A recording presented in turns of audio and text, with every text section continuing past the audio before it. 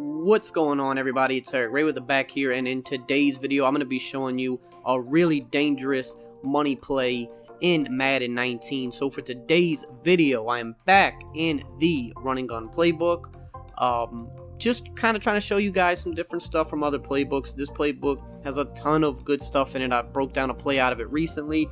Well, there's tons of good stuff out of this playbook, tons of good little money plays that you can mix into your offense, and a lot of plays in here that you don't really find in other playbooks. So today I want to actually look at the 5 wide receiver trio formation, a formation you don't really see in a lot of playbooks, and we are going to look at the play, if I can find it, the Y shallow cross. Now, what I recommend for this play is, see, I'm going to take Davante Adams over here, and I'm going to put him where St. Brown is, because I kind of want a good receiver here, a good big body guy. I'm going to take Cobb and actually put him where Valdez Scantling is, because I want like a decent route runner there, because these are two really important spots on the play. Everything else, it kind of is what it is. I mean, everywhere else you're just kind of looking for speed more than anything else, but that's about it. Now, like I said, we're going to go to the Y shallow cross. And as you can see, there's a lot of good stuff in this little formation. You got a jet sweep. You don't see that in a lot of playbooks. You got the mesh play, which plays off of the Y shallow cross with the same motion, but you have different routes. So we might break that play down in a later video as well. But we're going to talk about how good this play is today. So the setup for this play is simple. I just want to take the X receiver, put him on a fade. That is absolutely it. And we're going to show you what's so good about it. So first we'll look at cover 3. So the main read you're looking at on the play is the motion post route to Davante Adams and then the underneath drags. Now the wheel route that Randall Cobb is on is going to be good as well versus certain types of like coverages if they shade down or if they play man. But we'll get to that in a little bit. So first we want to look at Davante Adams. So he gets a nice little motion which gets him a little speed boost. You can throw this over the middle and wide catch it against a cover 3. You're going to always have that window, which is really nice. You just kind of have to wait for him to just slightly kind of get past the linebackers there, and the safeties, you know, the deep safety always drops too far back in a cover 3 in this game, so you're going to always be able to just pass lead this over the middle, and we just got hit with a super block shed there.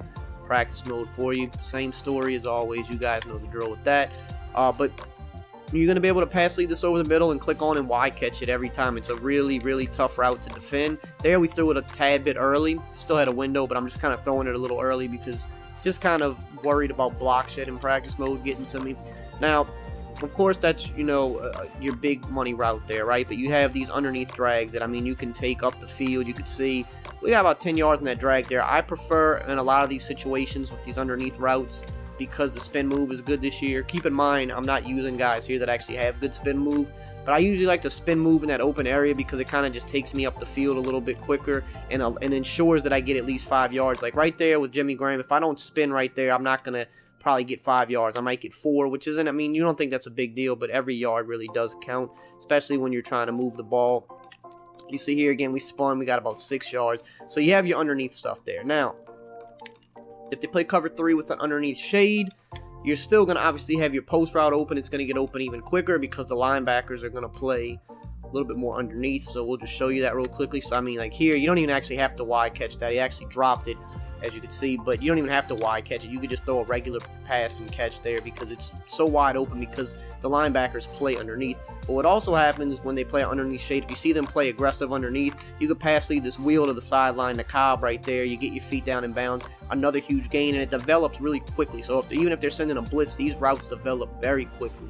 Now let's look at a cover 2. Same thing, we're just going to put X on that fade, get the motion coming across. So Davante Adams is going to split these safeties like so, and you can see that that's a touchdown from about 30 yards out. Took a good hit there from Derwin James at the end, but good receivers typically are going to hold on to that, and you're not going to trigger that type of hit every time anyway. But you can see he is going to split those safeties every time in a cover 2, and you're just striking there. He kind of got matched, so I kind of held on to the ball a little bit longer, and that was just my mistake. I still could have fit that in over the top, but for some reason the route, the hook zone matched him there. Typically does not happen. It kind of caught me by surprise. We'll run it again. So we'll see here. That time, that's usually what happens. They usually don't match. So you see, you can strike and split the cover 2 really nicely, but obviously that's not the only thing we have, because if that's the only thing we had, then, you know, cover 2, you know, would do a pretty good job at containing this play. But we still, again, we have the underneath stuff on this play, because if they don't shade down, you're always going to have your underneath routes, and they actually work better against cover 2, because with the deep routes on the play, all those zones have to play back and respect it, as you can see. So right there, we got about 6-7 yards on a simple drag to St. Brown. And now we're going to look over to Jimmy Graham's side. You can see, and I mean, that's just an instant shed. There's nothing we can do about that. That's just, those are those like really ridiculous sheds where they just instantly come off the block. You really can't complete nothing when that happens. But anyway, you can see Jimmy Graham against cover 2 again. I'm going to pick up about 5 yards, maybe a little more. Like in real game, typically I would wait a little bit longer to hit it and let it cross so I can get some extra yards. But with the block shed in practice mode, you really got to just, like, you see how quick, I mean, look how quick Bosa's block shedding there. That rarely happens in game. He's literally instantly shedding when I snap the ball. So I can't actually wait as long as I would like to throw the pass there, but that just is what it is. Now, if they played in underneath coverage, again, you have Randall Cobb. Same scenario here. You're going to have Randall Cobb down the sideline. I mean, that's going to be a touchdown if they play a hard flat cover 2. And you still, of course, have the post down the middle as well, so they can't guard both of those. Going to be a problem. Now, we'll go to man defense really quickly. You don't really run into a ton of man online, but it just kind of depends on the person you're playing. So first and foremost, the post. If you have a good route runner here, you should be able to create some separation and get it on the inside. A little bit riskier of a throw. Keep in mind, Casey Hayward's a good cornerback, one of the better cornerbacks. Devontae Adams is a top wide receiver. So as long as you have a good route runner there, you can get the inside coverage. All they can hope for right there is what happened to get the SWAT animation, and even with that, he still missed. If you actually have a little bit more speed here, because I don't think Adams is super fast, if you have a little bit more speed there, you can create more separation. But that's obviously not going to be the big money against man. That's an option. But against man, I mean, this is what you want. This is a touchdown against man every time. And I'm going to actually go to the replay here because I want you to kind of see this, why this is, if they play like 2-man under or even a cover 1. Because the safety has to like favor the post. He has to respect it. You see how he kind of he drifts a little bit inside. He's close, like we're in a cover 2 man here. So that means he has the hash mark to the sideline, but he's almost right on the hash mark. He's favoring the inside because of Devontae Adams. And you see, we still have the separation. We could throw this down into the inside, and we're shielding off Hayward. But right here, what you have is a one-play touchdown, because if you have a decent route runner here, when he goes to turn on this wheel, this is exactly what's going to happen. You see the kind of defender gets caught in like quicksand for a second. He kind of just stops, lets Kyle run past him, and this is just, I mean, you just lob this up. Derwin James, I don't care who your safety is, they can't make up that much ground because he has to respect that hash. Because of the motion, the auto motion, it allows Adams to release so quickly and get over the middle so quickly that he has to favor that, and he cannot get out here to make this. I mean, he doesn't even lay a hand on us. So maybe you think that was a fluke, like, oh, you know, it won't play out that way every single time, but just for good measure, we'll run it again so that I show you that it will actually play out like that again. As soon as he goes upfield, lob that thing up, and I mean, it's a touchdown. And Randall Cobb, you know, he's not the Randall Cobb that he used to be. He's not super fast. And you put like a Tyreek Hill or something in that spot, like, good night, you know, like, it's going to be even crazier because of the speed difference. Now, of course, your underneath drags, I mean, typically if you have decent, you know, route runners, decent like speed here, I mean, Jimmy Graham, you know, he's a tight end, and he's not one of the faster tight ends. He's okay speed. He got 20 yards on that, just completely burned him. And now we're going to show you St. Brown over here. Not actually sure how fast St. Brown is or not, but he's not a great wide receiver. He's a 70s. Look how quick that drag route cuts. We're going to show that on the replay too, because not all drag routes cut that quickly. I don't know what it is about this one in particular, but maybe it's because he's in like a stack part of the formation, which isn't typical.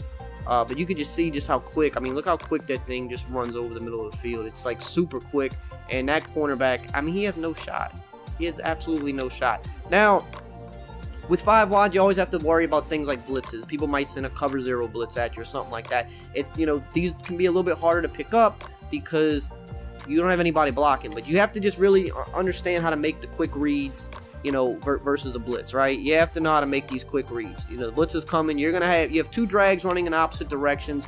He got lit up and fumbled there, but you have 2 drags running in opposite directions. It's just basically identifying what's coming, and you get rid of the ball quick. That's what you absolutely have to do. You have to get rid of the ball quick, or someone is going to smack you, because it's very easy to get a blitz free versus 5 wide, because your opponent knows that there is nobody blocking. So you just got to watch where their user goes and you go the opposite way. See there, didn't get the ball out quick enough, got hit as I threw, incomplete pass. You have to be decisive and you have to get the ball off really quickly, or else you're going to get hit and you could potentially fumble the ball. So you see right here, getting rid of the ball quick. I don't know what happened there. I think the blitz might have got caught up, but you're going to have these two underneath routes going pretty much, you know, they're going to both beat any type of blitz they could throw at you, because blitzes, if it's a man blitz, they're going to beat man. If it's a zone blitz, usually you're kind of sacrificing some of the underneath or in the flat area where these guys are running.